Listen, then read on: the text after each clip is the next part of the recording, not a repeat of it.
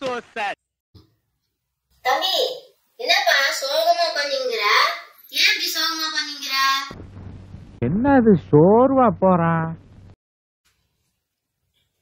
அது ஏன்க்கா கேக்குறீங்க? வாழ்க்கையே ஒரே கசப்பா இருக்குது. எனக்கும் என் பொண்டாட்டிக்கு எப்ப பாரு ஒரே ரோதனை, எப்ப பாரு ஒரே சண்டை, ஒரே பிரச்சனையா இருந்தது. வாழ்க்கையே கசப்பாகுதுக்கா.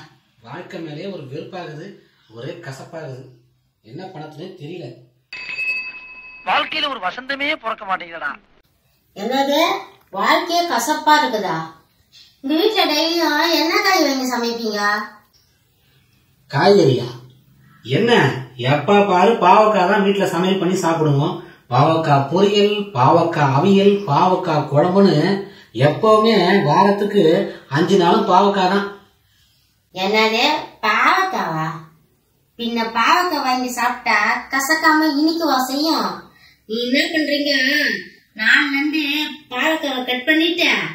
நல்ல சுவீட்டான காயா, ஒரு பீட்ரூட்டு, ஒரு கேரட்டு, ஒரு காலிஃபிளவர்னு இந்த மாதிரி வாங்கி காய்கறிங்களை சமைச்சு சாப்பிட்டு பாருங்க. அப்ப வாழ்க்கை ரொம்ப இனிப்பா இருக்கும்.